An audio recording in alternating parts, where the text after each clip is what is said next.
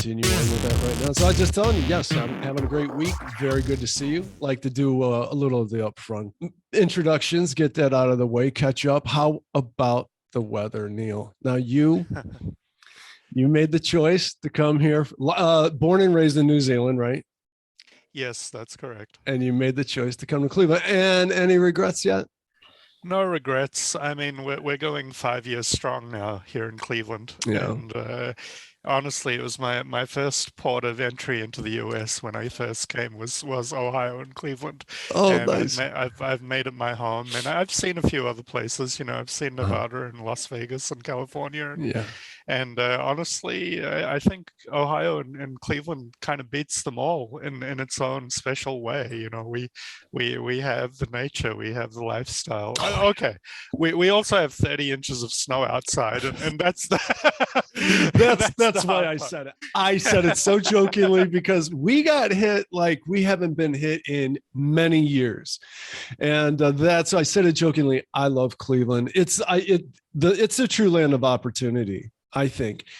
And it's something I love about talking to you and listening to other podcasts I've heard you on. You are so positive, man. You do love Cleveland. I do. I love Cleveland. I love Northeast Ohio, and Mm. honestly, I've had the chance in the last few years to learn a great deal about Northeast Ohio in terms of my work. So that's been very rewarding. You know, we have a real special, I guess, movement happening here in technology. We have so many technology companies, especially that are, you know, achieving things that are just phenomenal. I think And that's amazing. And I'm sorry, my friend, I got to introduce you. I kind of go forgot. on. Yeah, go Hey, ahead. Go everybody, ahead. welcome to Over 50 Starting Over. And we are with my very good friend Neil Singh as a special guest co-host here. Neil's a thought leader on emerging technology. As you could tell, he was ripping right into it there. Neil's goal is to help people understand new technologies as he's going to help us here today and debunk misleading content. A lot of it out there. Today, Neil is here to talk about the metaverse, crypto, and NFTs and the extreme nature of investment speculation. Neil, there's so much going on today in that as it relates to emerging technology markets. And Neil, I say that because have you heard of the hit that crypto, I guess Bitcoin just took in the stock market? Huge hit. So yeah, let's get you started. Yeah, and you know, I am seeing the trends in the stock market. And before I continue, I want to give a bit of a disclaimer to the audience. I'm not a financial advisor by any means, so you know, take this information that I provide today with a grain of salt. I always recommend that whenever you're making a financial decision with your own money, always talk to a good investment advisor from a reputable company. You know, a FICO accredited company, preferably, that can give you good advice. So I just want people to get some clarity around, you know, what are the opportunities? What is the metaverse? What is the opportunities in the metaverse? What are, you know, crypto and non-fungible NFT assets? You know, what are these things? How do they actually work?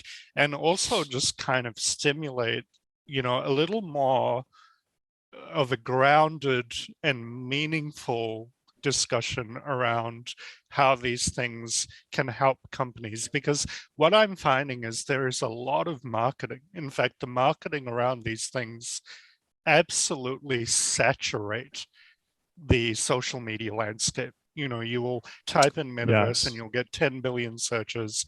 And the thing is that when people see these topics being discussed and they see them in the Wall Street Journal and the New York Times and all these big publications talking about them, you see articles on CNBC and all these other places, the majority of us are confused. I mean, True. let's say this, I've been in technology pretty much all my life since an infant. You know, I got exposed to the Apple IIe computer back in 1984, and I haven't looked back since.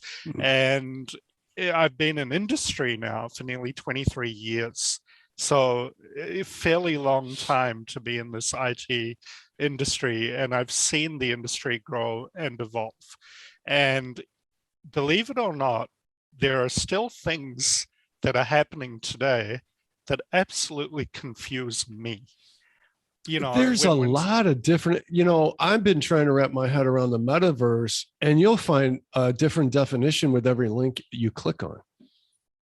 yeah, and the thing, I think the thing that really irritates me about the metaverse right now, or the way that it's being presented, is that there are influencers and thought leaders and companies and people who are trying to assume ownership of the metaverse. Yes. Now, we'll address this first because fundamentally, I think this is kind of the inception. This is where it all begins. When you get a company like Facebook going I out there knew and it. telling the world, we're creating Meta and Meta is going to be the platform for metaverse, or when you get any company for that matter that is going out and making that statement, what they're sort of saying is we're claiming the land. Now, I want to kind of rewind a little bit here and remind everybody, and you've probably read this in one of my recent articles, when the internet was first being sort of launched to everybody, did anybody really own it? Someone tried. Someone tried. I get your point.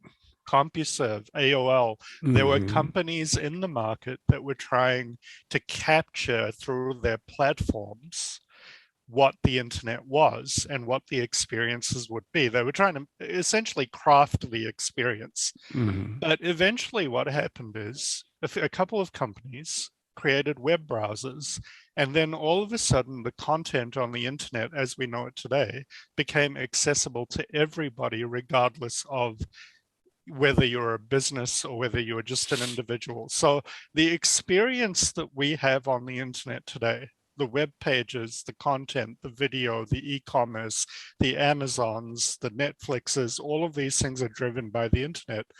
That was enabled because the internet was open. It was a free, open, accessible network for everybody in the world to connect to and participate in some way.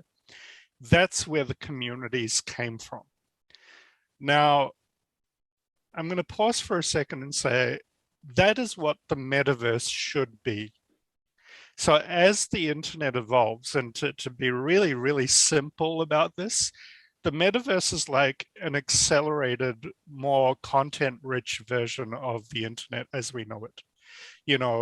They're talking about digital infrastructure. So when we talk about digital infrastructure, we're really talking about immersive and interactive spaces within the metaverse, which are not two-dimensional, they're three-dimensional.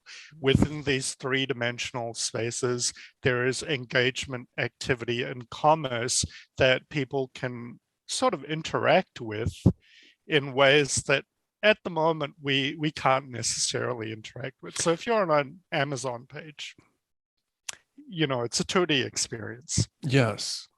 But if you're in the metaverse, you're in maybe a virtual store. Anyway, I'm going to pause there. Oh, okay. Well, you started to go down the path I was just going to ask about because I wanted you to explain that better for us, for my audience. I'm kind of getting there. I'm kind of getting there with you. So you're going down the right path. We all know what it's like to shop on Amazon. And first of all, kudos to Amazon for revolutionizing the buying experience online. Although I still hate them. I mean, now I hate them because they're taking over the world. So now please, Neil, try to explain to me what it would be like for the 3D kind of this new leap into the metaverse. So, when we're broadly speaking about the technology that makes up the metaverse, it's things like virtual reality. It's things like augmented reality. It's things like persistent worlds. So when we talk about infrastructure inside of the metaverse, we're talking about, virtual maps, virtual buildings, things that are characterized by the aspects of the digital and physical worlds combining. So when we think about that, It's not exclusively accessed by virtual reality or augmented reality either. So one thing I want people to understand is when we consider something to be metaversal, it's really talking about the connectivity of a number of different devices to a digital infrastructure that can help support an experience that is more than what you would get in your traditional internet landscape right now. Okay, so you're saying that we're going to be buying some add-ons for our traditional computers so that we can expand our experience, right? Exactly, Okay, exactly. And that's and it is all about the experiences. And agreed. what we have presented, I think, in the world today in terms of VR and AR experiences or mobile experiences on the metaverse is that there are a whole lot of content creators or companies that are creating content to fit inside of this digital landscape, this digital infrastructure that is now defined as the metaverse. But it's really interesting because in the last 2 years, especially, the metaverse is being presented as a new concept. It's Agreed. it's being presented as not just a buzzword, but here it's like saying, well, this is completely new. And all the companies and the influencers and the people that are involved in the metaverse are creating something evolutionary. You know, they're transforming the world through this evolutionary thing. But I would like to remind people that, again, dating back to the traditional internet, Web 1, Web 2, Mm-hmm. all of the conditions to make the metaverse a reality have been engineered for nearly the last 3 decades. So we're seeing obviously the adoption and increase and availability of the internet globally in the last 30 years. We're seeing more devices, mobile, computing, virtual reality, all these kinds of things connecting to the internet in the last few years. Okay. We're seeing, I think, this whole pathway of here we are now and where do we want to be. But I'm going to add something to that. Since the early 2000s, if not earlier, we have always had companies, in particular, I will say gaming companies. So these are companies like Activision, Blizzard, or companies like Bungie, or companies like Rockstar Games, or, any of these large ID Software, that's another one. Any of these large production companies that were producing video games traditionally, they have all created the catalytic event essentially through these video games that is giving rise to what we now are defining as the metaverse. And when I say that, I want us to take a look at multiplayer games quickly, right? When we look at multiplayer games are games like World of Warcraft, Guild Wars 2, Black Desert Online, Overwatch is a multiplayer game. There's a number of titles that the younger people especially are very, very committed to enjoying. And Fortnite is another big one.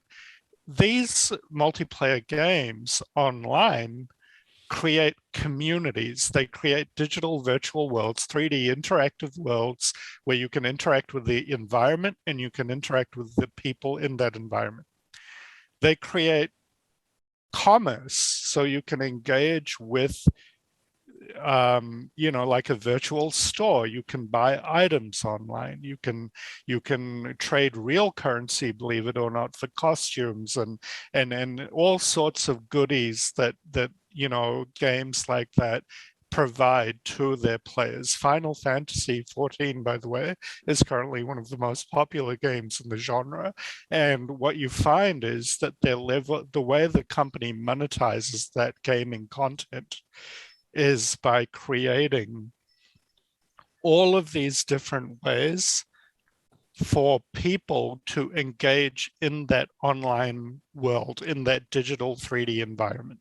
So is it like they So can buy weapons and stuff like that, buy lives?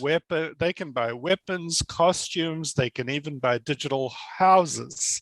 Oh, They can buy wow. digital pets. So you'll be playing something like Final Fantasy, for example, and you'll enter into a community where they have these 3D homes, and you can buy one of these homes for the game currency, and you can decorate one of these homes. So it's really creating a virtual life, and it's not just multiplayer games like Warcraft or Final Fantasy that have done this.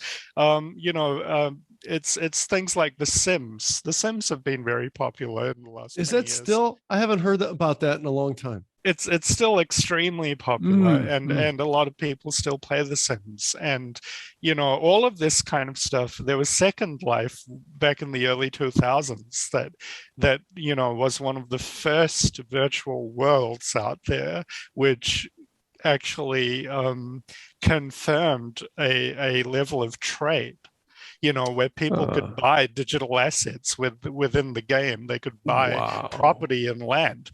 So when we think about the way the metaverse is being presented today versus what has happened in the last 20 years, let's say, since the year 2000, the foundation was already being built in gaming. In the gaming industry, they were pushing the boundaries of what was achievable. There were a lot of very, very smart people in that industry that were working on different ways of enabling a more content-rich environment for people to engage in. And now that set the stage for what we now look at as the modern metaverse, or how people are defining it. Because if you think about how the metaverse is evolving at this point in time, let's look at what companies are actually doing. They're saying, well, you can access the metaverse with a number of different devices. So that's one point. You can share a number of different experiences. That's the second point. You can trade and do business in the metaverse by creating 3D replicas of your products. So if you look at companies like Nike, which is a very interesting one, they have created their unique shoe products, some of them, and they've put it on networks in augmented reality like Snapchat. And therefore, there are 200 million people around the world who use Snapchat that can access that particular shoe in the metaverse, and they can potentially purchase that shoe by experiencing what that product is in that 3D space. Do you mean for games? Well, they could purchase it in games or in that digital environment, and they could also purchase it in real life, because there is a way of monetizing that in real life as well. All right. So Nike is actually paying advertising bucks to a certain game, correct?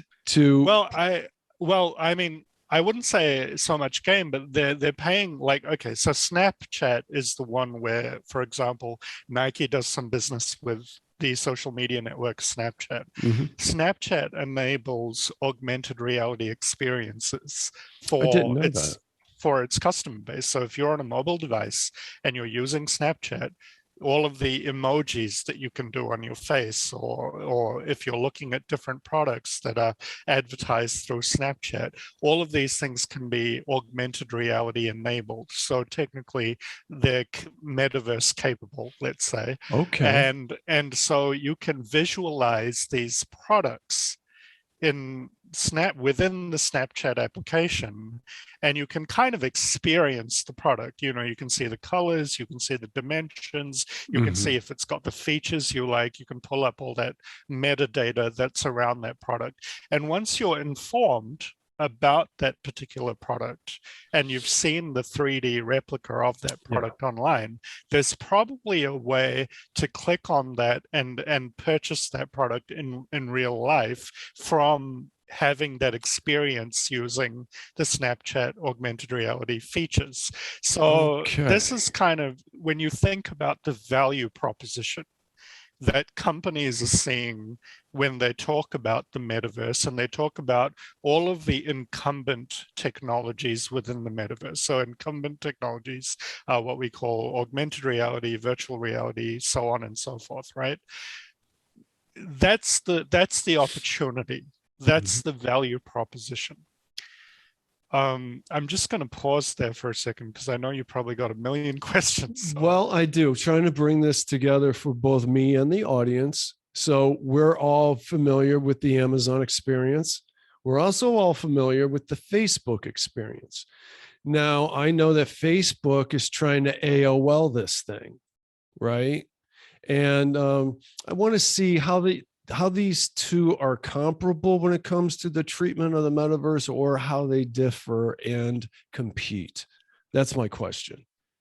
So basically, we're going to go back to what I originally said about the internet. I do not believe at all that the openness of how we use the internet today could be basically monopolized by a handful of large companies. So the Facebooks, the Googles, the Microsofts, all of these very, very large companies, while they might say, well, we have released the technology or created the technology to bring the metaverse opportunity to life, they can certainly stake claim to that. They cannot say that we should control that network.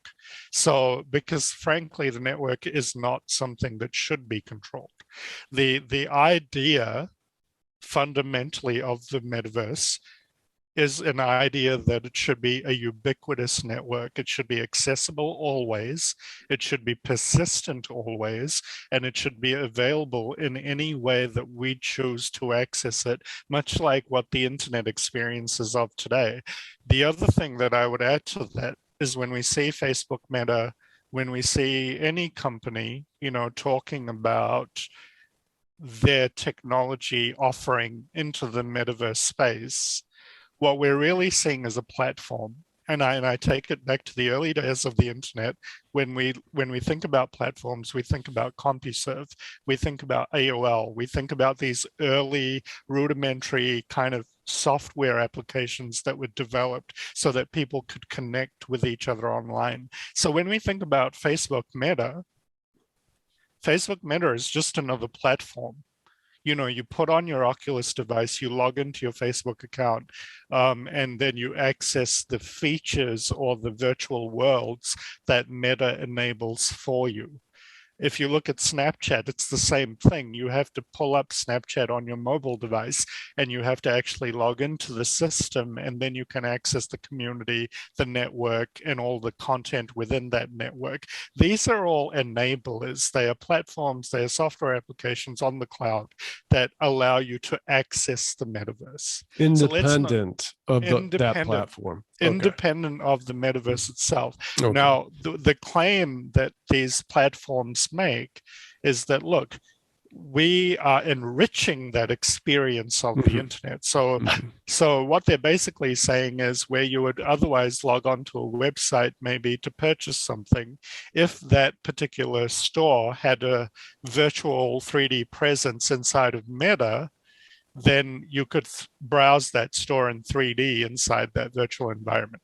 So it's really thinking of it in terms of digital twins. It's like saying, here's what our experiences in the real world may be like. Here is how we advance these in the digital world. So I got a question. Sure. I got a good question. From a practical point of view, we all love Amazon, love Prime, gets it to you for free and all that, takes all the pain out, and love the return policy. Super easy. But we all have a problem ordering pants and shoes online. You got to try them on. How does a virtual world deal with that? I mean, they're creating experiences where you can sort of try before you buy, looking at 3D costumes. I know there are some fashion labels that have invested in that experience. It's kind of like a mirror. It's a mirror experience. You'll go in there, you'll pick out the clothes you like, and then you'll dress your 3D avatar. And we're going to get to that one in a second. Okay. Your 3D avatar, you'll dress them in that costume, and then you'll see if you like it.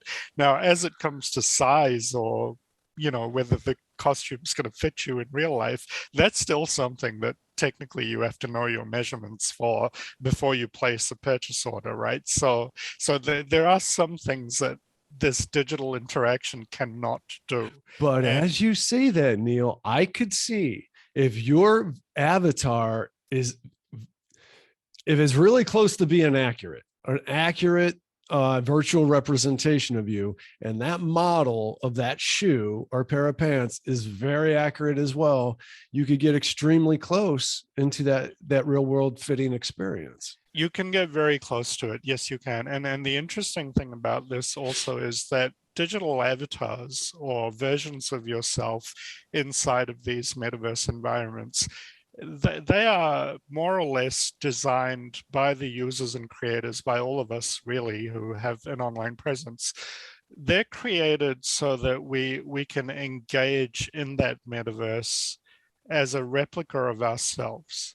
So when we see people, it's like character creation screen inside of a video game, right? When we see people creating that avatar for themselves, that is a digital representation of themselves.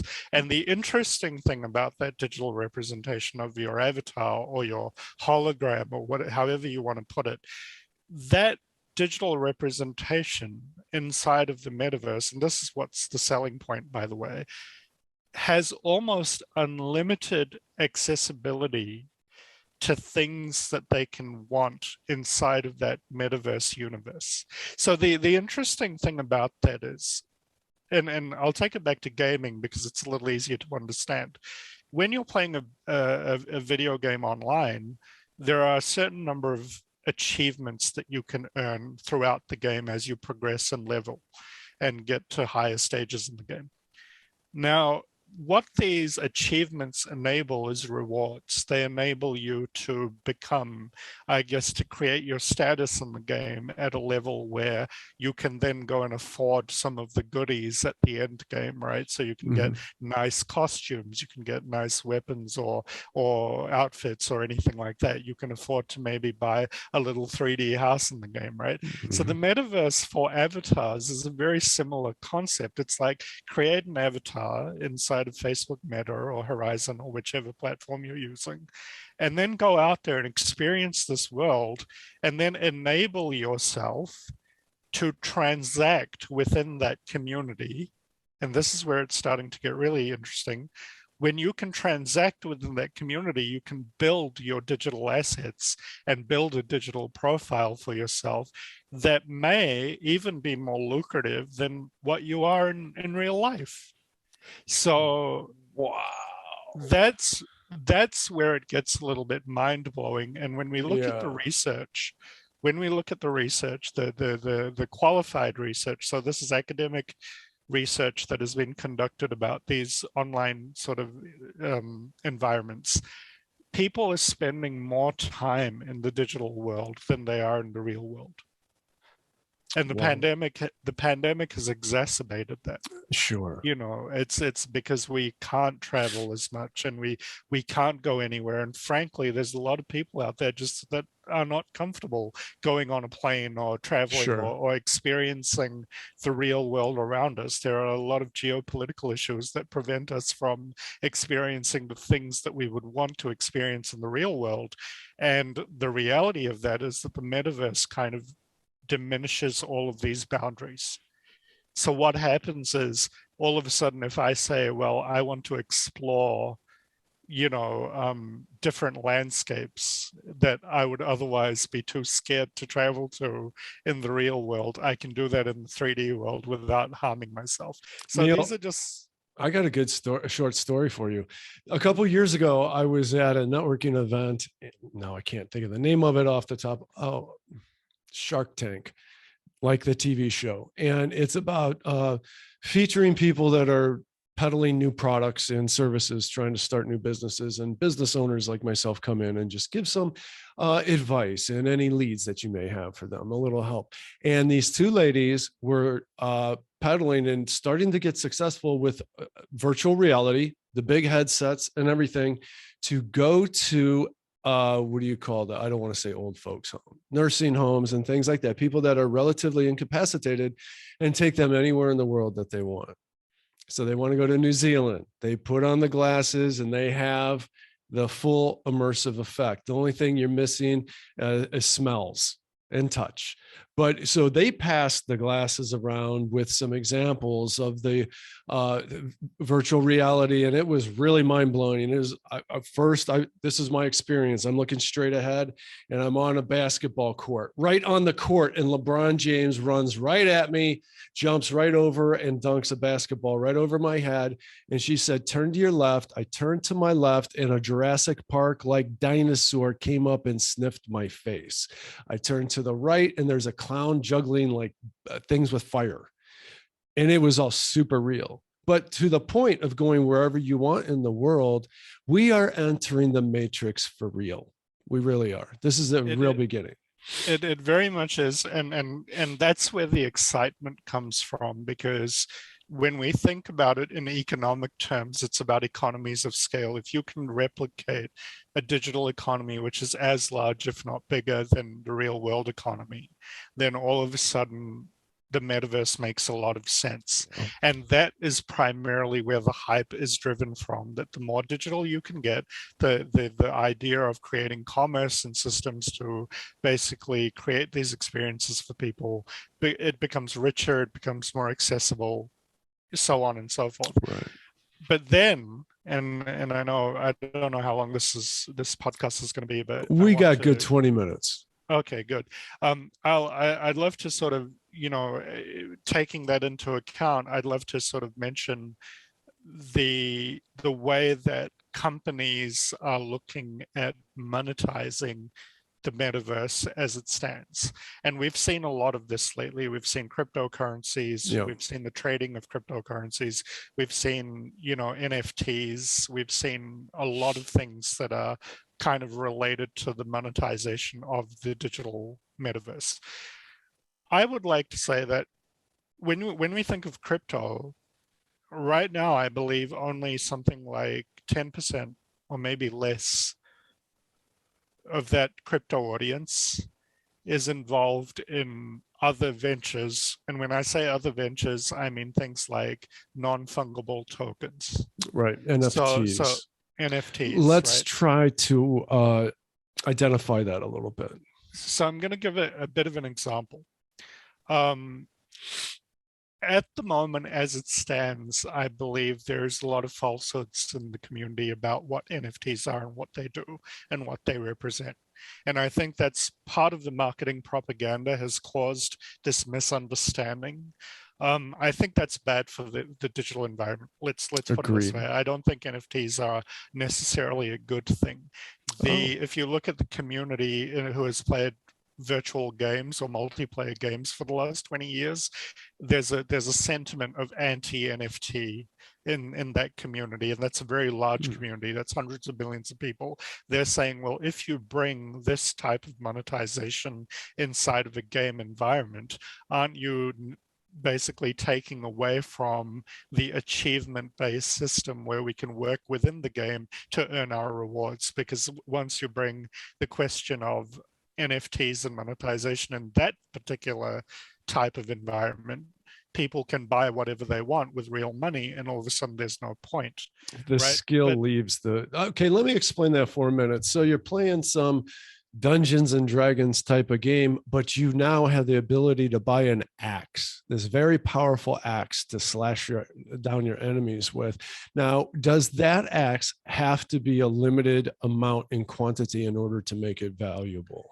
And scarcity, yes, scarcity fuels the drive for, sort of the value that things hold inside of, multiplayer games. And it's the same thing. Scarcity is the same thing that drives the Bitcoin cryptocurrency markets and also the NFT markets, right? So in very short terms, and if you're holding on to a cryptocurrency right now, you're part of a very unique audience of investors. Because frankly, if you're getting any of the valuable cryptocurrencies like Bitcoin or Ethereum or any of these ones, they're expensive. right? They're not cheap. It's $3,000, for example. On average, it's about that much to buy an Ethereum. I don't know what the trading price is today, but when I last looked at it a few weeks ago, that's how much it was trading at. A Bitcoin goes up and down and fluctuates a lot, but its highest price point has been close to $55,000 per coin, and the lowest price point has been, less than $1,000. So the thing that kind of creates that scarcity, and what people in this, I guess, industry are saying about it, is that these things are hard to produce, and therefore inherently they have value. And they're saying that because they're hard to produce, because of that scarcity, that's what creates the value. And then the value of these things is being, again, exacerbated in the market because large companies are investing great amounts of money in the speculative trading of these currencies and digital assets. Let me ask you, Now, Neil, how are they hard to produce when they're just digital elements? they're hard to produce because basically what the algorithm for a cryptocurrency tends to do is that it gets, the more you run the algorithm, the harder it is to produce the coin. So that's where blockchain comes in, correct? Well, blockchain's a little bit different, so I'll explain that in a second. But I thought that was a feature of crypto, but go ahead. Blockchain, yeah, I'll explain that in relation to NFTs in a moment. But when you think about cryptocurrency, let's stick with crypto right now. The more that's produced, the harder the algorithm that drives that production makes it. So basically, if you have a cryptocurrency farm, if you created like, let's roll the clock back about, let's say about 13 years. Let's go back to 2009 when Bitcoin was just an emerging thing, right? Very small handful of people got involved in that time. They used to literally run desktop computers. They used to have 4 or 5 desktop computers that were running the Bitcoin algorithm to produce and mine the Bitcoin. Okay. Now, at that point in time, because there were so few people using this, it was much easier to create and generate a Bitcoin. But then as people continued to invest, and then all of a sudden, people started to create entire data centers for Bitcoin mining across the world, right? So they would invest in 50,000 crypto mining machines, put them in a large warehouse, and then start mining at scale. Now, let's just stop there for a minute so that we all understand that. And because it's like right there for me, but not quite. And I've watched a lot of videos on this, and I'm still having a hard time. So with your original analogy of the 5 desktops creating the original Bitcoin, did that mean that each of those 5 desktop computers had to verify independently what that thing was, correct? Is that correct? Yeah, they would verify, basically they would use the algorithm to verify, obviously it's using some type of blockchain to create a currency from this, but they would verify the algorithm so many times, they would run the algorithm, and then obviously that would create something. So then these are secure computers that supposedly can't be hacked, and therefore that's where we come up with this whole safety factor of Bitcoin, because a lot of people are talking, a lot of experts are talking like this could be what saves our currency, the mess that it is currently in. Well, the interesting thing about it was that the original premise for cryptocurrencies, was that we can it was two things. Get the banks out of it. Yeah, it was like, we're going to decentralize finance and we're going to democratize finance. Yeah. Now, the second one, I'm all for it. Right? The second one's very important. When they say, decentralized, they're talking about the control factor. When they say democratize, they're talking about the ability for everybody to create some kind of wealth using this form of currency, which has scarcity. But here's the problem, because in the past decade, the premise of that, the foundation of that belief system has completely changed. Because if you look at where Bitcoin is now, it's out of range for the majority of people in the world to actually buy or invest in. And even if you were to have a crypto wallet and investing in the mining or invest with a mining company that's producing Bitcoin, unless they're doing it at scale, it's no longer 4 or 5 desktops sitting in your basement. It has to be a data center. It has to be 100,000 machines working every single day to produce a single coin. Now, the thing is that the more scale that they added in the crypto or the Bitcoin mining industry, the harder the algorithm made it to mine a single coin. So that scarcity is where they have basically that value proposition. And then what other engineers started to do in the crypto industries, once crypto wallets and all of this was more established in the market, they started to make other algorithms to basically get an easier entry point into that industry. So if you look at cryptocurrency now, there's at least 50 different types of cryptocurrency. There's Bitcoin, there's Dogecoin, there's Ethereum, there's Litecoin, you know, the list goes on and on and on. Now the reason, and unfortunately only the top 2 or 3 have really incredible value. All of the others don't have that much value, but the business case for all of these other currencies and algorithms being created is that it's easier to mine these smaller ones because it requires less compute horsepower to do so. And if you get enough of, you know, if you get 1,000 units of Dogecoin, maybe you can trade that in for an Ethereum coin. And then you can, you know, mine a little more. It's like penny stocks in a way, right? It's like penny stocks, exactly. It's the same thing as penny stocks. Now, the interesting thing though, and this is what I find hard to capture, the scarcity was meant to create value in the cryptocurrency. But it's really hard for me to gather in terms of what is the foundation of that. So if we look at the Fed, the currency that the Fed, you know, produces for the United States, if you look at the IMF and the global currencies that operate in every country in the world, and technically governments have kind of some kind of control system around that, these are all backed by government bonds.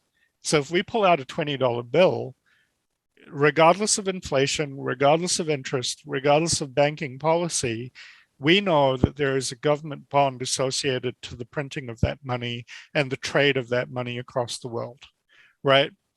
With Bitcoin or with any cryptocurrency, what is financially backing that? It's an algorithm. So how do we create value? Well, this is where I think speculative value has come into play, because what we've seen is, you know, the Elon Musks of the world and many, many, many other companies, you know, startup companies in the fintech area, they've all taken very large amounts of money, hundreds of millions, if not billions of dollars, and they've invested it into the cryptocurrency market, creating a backstop, a real dollar backstop for the digital currency in use. I see what you're saying, because so, it's only as valuable as it's perceived to be. Because if people will invest in it, then it has value. It has increasing value. But there's a little bit of a house of cards game going on here. If you have a multi-billionaire putting in millions of dollars into that, right? Exactly. And the speculative trading around this is very it's concerning to me when I look at the industry, because what it does is it creates a valuation for something that may not actually exist, right? So if a company is saying we're going to invest $100 million into Bitcoin, then all of a sudden the conditions around that, because I mean, think of it as an everyday, I'll give you an everyday use case, right? Right now, if I want to buy a house, some might say, well, you could probably do that with Bitcoin. The technology exists to do that. But how real is it? Can I go to Howard, you know, the real estate company, and can I go to the titling company, and can I go to the bank and say, well, I'll give you 5 Bitcoin for that house? Mm-hmm.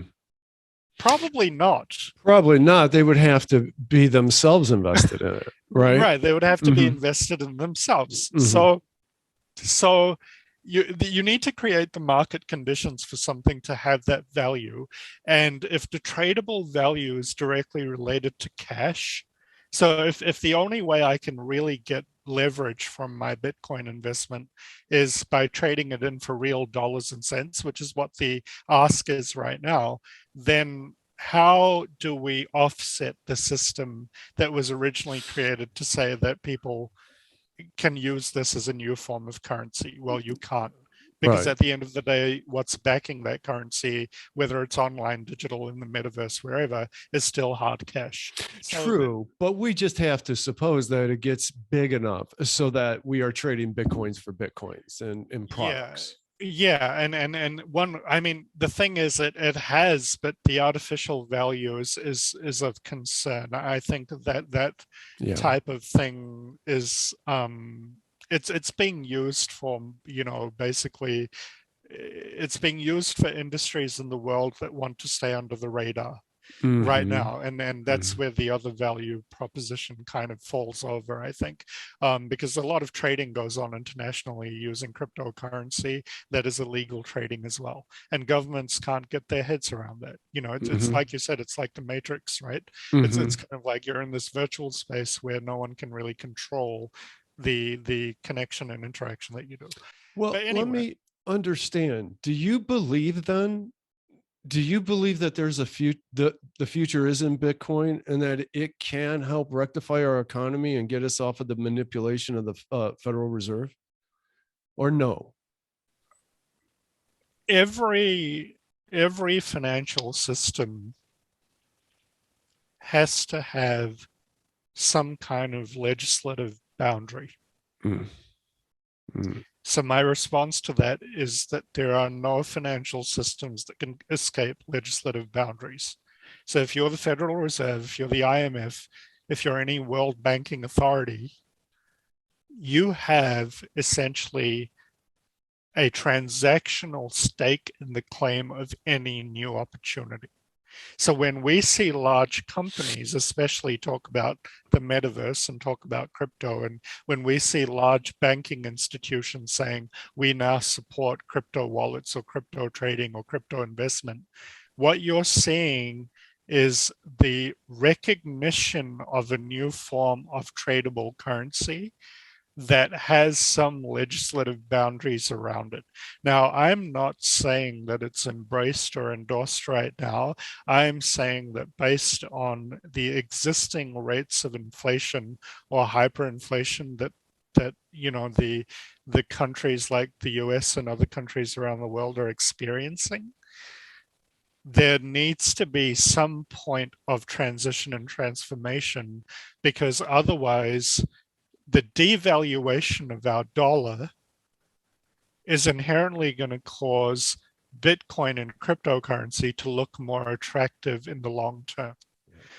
If our currency is exposed to too much inflation, we're going to have problems using that currency for anything. So if digital currencies have a premium on them, they're going to be more attractive. And then so my answer to that is that whether it's government, whether it's the Fed, whether it's IMF, whoever it is around the world that controls the money system, they have to take that into account, because you can only inflate or hyperinflate a currency so much. And we have currently interest rates, frankly, are not helping, because right now they're very low interest rates in the US. Internationally, to try and compete with these interest rates, other countries have adjusted their interest rates, and that's causing an inflationary market. And we're going to see, in terms of currency and fluctuation, we're going to see a lot of changes in the financial markets because of how the dollar goes up or down.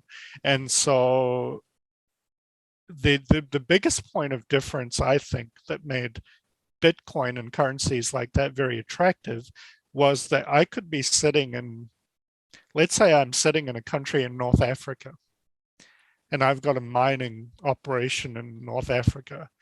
I can essentially, because the value doesn't necessarily drop as much as my currency would, I can essentially trade with the US using the same dollar value because of what the value is of my Bitcoin. Now that's what made it attractive. It sort of brought down the borders because if you go to certain countries around the world, in fact, as close as Mexico, if you go to Mexico, you'll go to a McDonald's and you'll see a Big Mac priced at 100 Mexican pesos or something ridiculous. It'll look ridiculous on the price tag, but that's just because the inflationary conditions of their currency are so much lower than the US dollar, which is kind of the base currency for the rest of the world. So when we think about that, that's where all of a sudden crypto makes sense. So if it does make sense in that regard, then the Federal Reserve or the IMF or any other banking institution has to see it as something that they have to eventually adopt, because it'll have a stronger point of value than our traditional currency. Okay. I'm just going to pause for a second because before we sort of finish today, I do want to get to the topic of NFTs. So. Oh, okay. I was considering that, Neil. I wonder if that's a little bit too much to bite off. We've talked about the metaverse. We've been talking about Bitcoin. And I'm telling you, like, I listened to this 2 to 3 hour podcast with Jordan Peterson interviewing these 3 guys who are like varying degrees of PhDs and authors on Bitcoin. They've been all studying this. They have a podcast on it for 2 years straight. And they said it took them 2 years to truly understand all of this. So we're trying to unearth all this so quickly. I don't know if we want to get into NFTs. I think NFTs are simpler though. I mean, the basic gist of NFTs are that they're on a blockchain. They're tied by a blockchain.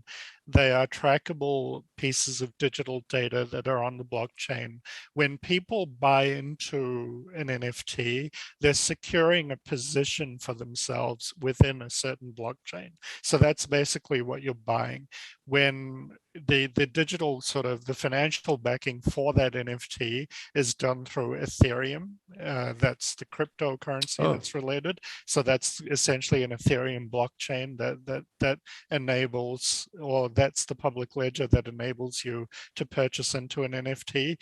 And the representations of an NFT, whether it's digital art or tokenized invoices or any kind of credentialing, for music or content or artwork or collectibles that's available, that is represented through some kind of physical object. So what we've seen, I think, in more recent times is the bored monkey, that very popular image in the NFT market of these little quite ugly looking monkeys, right? Characterizations, right? Computer reproductions of like 10,000 of them. Yeah, computer reproductions, and people are buying these things to basically secure a position on the blockchain ledger.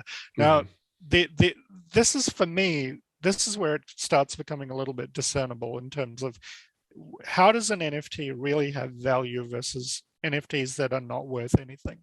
I think if an NFT is tied to a piece of intellectual property that is unique, then it has its value. Now, that's my opinion. So whether that's a piece of content, whether that is a piece of artwork that is unique, whether it's music, anything that basically would have value in the real world, and that value can be correctly represented in the real world, will also have value as an NFT, whether it's a product or something like that. Now, my point in case around this is that the most expensive NFT in the world was traded at Christie's auction house as a piece of artwork for close to $55 or $60 million. Oh my God. And it was a JPEG, right? It was a JPEG artwork. It was a unique artwork. So this is what made it special. It was a unique artwork produced by a fellow, and you reproduced it digitally.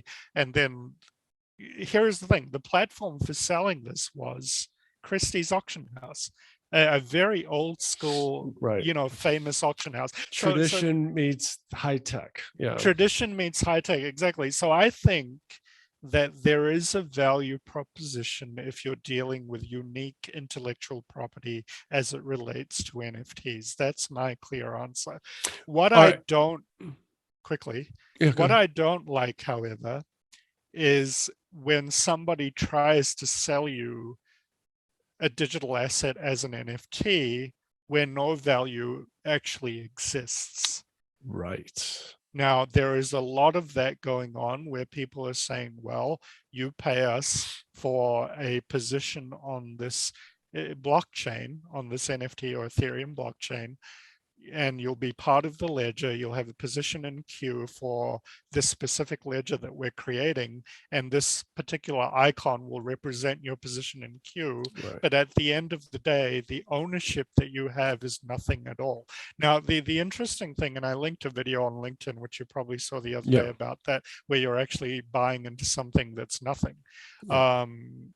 The interesting thing I find about that is when you talk to somebody, an artist or a creator of an NFT, and they're producing the GIF images or the JPEGs to represent that position on the blockchain, when you ask them, okay, if I wanted an NFT created for myself and securing my own position on your blockchain, what would that cost me? They quote you in Ethereum. So they say, oh, it'll cost you maybe 3 Ethereum or 4 Ethereum, right? That's what they come back with.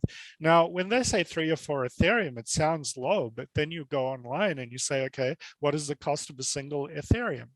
Well, it's $3,000. So if they're saying 4 Ethereum, you're paying $12,000 to get a reproduced JPEG image that has no value towards anything at all. So if I go to, a car dealer and say, I want to use my NFT to buy a car, they're going to laugh at you and send you out the door. So I'm always going to be a champion for not promoting things that simply do not have credibility behind them. Because I think that's what's wrong with the metaverse conversation right now.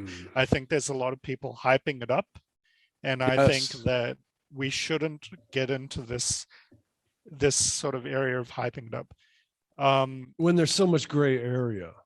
There's a lot of gray area, but like I said, if we tie NFTs to intellectual property, then there is a value proposition associated with that, and it's a strong one. I think it's a strong enough one to make a case for how NFTs work.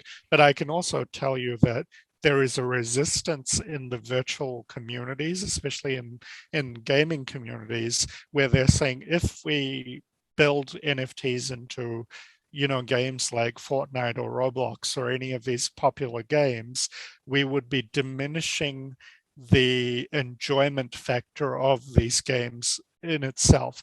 And the reason that the gaming community is saying that is if you monetize everything, then all of a sudden nothing can be earned, which was the point in the first place, right? People enjoy games, skill, and earning their rewards inside of games. Often enough, those rewards, digital rewards, are easier to earn through labor than what they would be in the real world if you were going after the same thing. So I could probably play a game for a month and save up enough digital coins in that game to buy a house. Now, in the real world, unless you win the lottery, you're probably not going to be able to do that, right? So let's, I guess my final statement as part of our talk today is let's get real about where the opportunities in the metaverse, in blockchain, and in cryptocurrency and NFTs really are, and let's start creating communication that honestly investigates all of these things and clearly identifies where the value is and where it isn't. Because if we're lying to the audience, if we're setting people up for failure as they invest thousands of dollars of their hard-earned money into these things, then that's not a good premise for tomorrow's metaverse. Well, what we'll have is yet another bubble burst that we can't afford right now. Yeah, we can't afford a bubble burst. And I didn't want to say it because I know sometimes when you say bubble burst on a podcast or write about it, it can trigger, a lot of things in the universe. Great. We haven't done that enough on this podcast. But absolutely, I think we run the risk of having what I call another .com bubble in terms of this being a metaverse bubble. And for when the .com bubble bursts in the late 90s, I believe it was when the .com that's bubble when burst. It was. I lost a lot of money at that time. Yeah, when that bubble burst, that's when the internet all of a sudden became valuable. It was after the fact, believe it or not, it was after the bubble burst. That's when the internet started to produce a value proposition that was strong to be engaged. So the metaverse is the same thing. Right now, we're dealing with a lot of community, a lot of creators, a lot of people that want the metaverse to be a reality, and they want commerce and economics to be a reality inside the metaverse.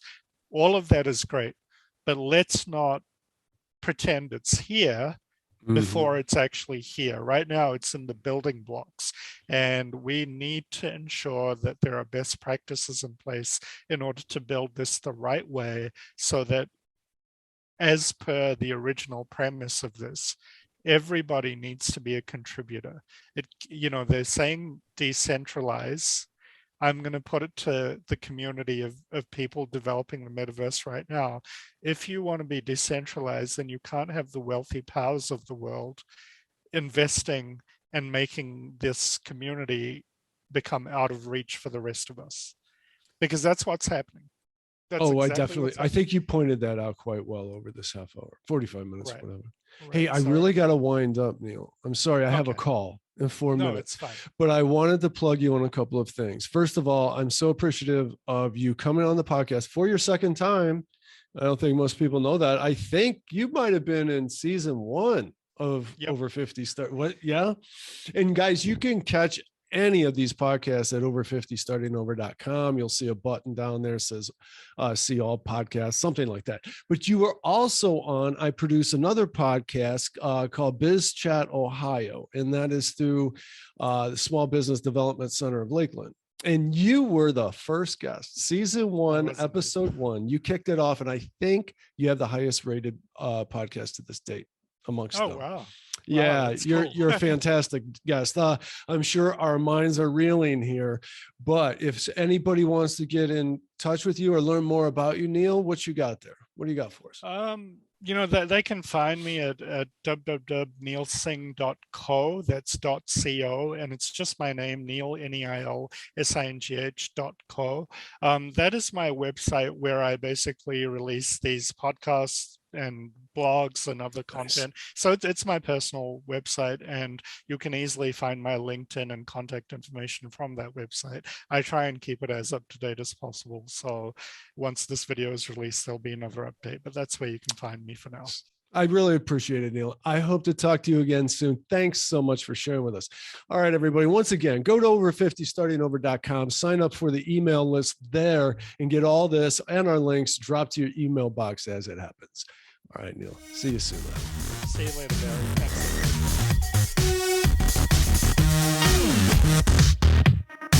Thanks.